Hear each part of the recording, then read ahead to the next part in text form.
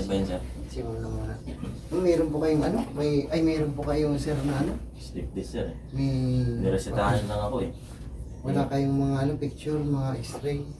Yung x-ray kasi nasa CD, hindi naman hindi naman natin Kasi nga pala, ma-play, kahit oo. yung result lang. Hindi. Kailangan Yung pupasa pa sa findings, doktor eh. oo. wala pa din Wala, wala. oo. Isa tanggalin yung sarili ng ano. Ano po, kaya mo naman tingnan yan eh. Kaya natin yan sir. Tanggalin mo dyan. Tapos, Talikod. talikod kayo dyan. Titingin natin. Ay, paano talaga yung likod mo ano? Makabukol na, no? Itang bukol na. Ano? Makita mo din mamaya yung video ka lang natin. Mga gaano nakatagal ito sir? Siguro, 2 years na to. May nagbuhat kayo, mahilig, madalas kayo nagbubuhat. Galing mo, sir, ha? Oo, may binubuhat kasi sa O ayan o. Nakalihis yung ano nyo, yung buto. Ayan, dapat dito yan ma'am. Itong pinakang curve na yan, ng ano, dapat hanggang dito yan. Kaya lang, itong muscle niya umangat na. Kaya sinasabi ng doktor, slip disc. So yung spinal disc nyo umaangat. Kumbaga nakukompress nung buto nyo.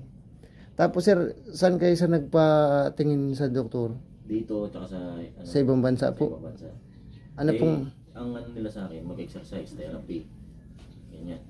Di sir, pag sobrang sakit, nalagyan ko ng pipigas and oil.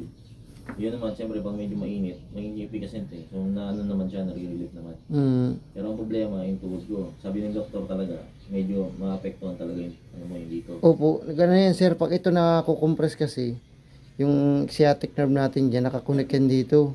Pag sumakit to, didiretso yan dyan. Pag ano yan Sa eh. tuhod, Hanggang sa tuhod, hanggang binti pa yan. Pag ang layo. Natin na. Ayan o. Naka-curve na dito.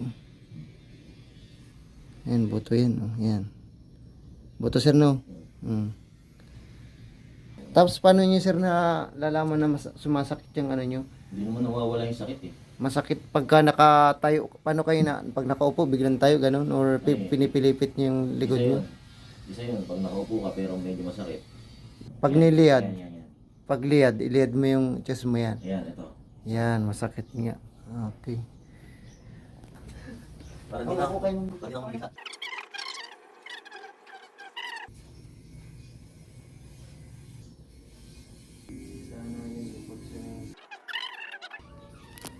Ma'am, tingnan nyo yung paano ma'am para, sir, para makita niyo po. Yan, ito yung sako niya, ito yung sako niya. Nakarelax yan. Mababa to.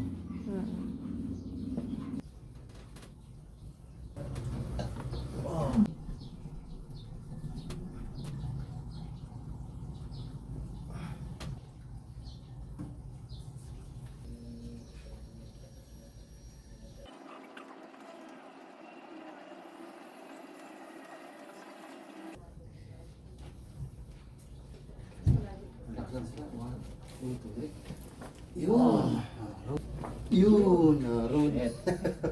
Sarap nun ha. Parang sitsaro na. Hindi ka mo sitsaro, talagang digit na yun.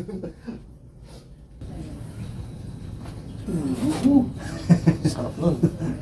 Sir, basta ulit sir. Bukontrain sir. Sige, bagsak mo na sir. Huwag mo makagalawin ng kataw. Tayo mo na yung ilaw. Relax mo na kayo. Ma'am, pwede nyo makita mo yung ano? Yung paa niya, yung talampakan niya. Ayun po. Tuwid na baga po. Nakarelax kayo niyan sir ano?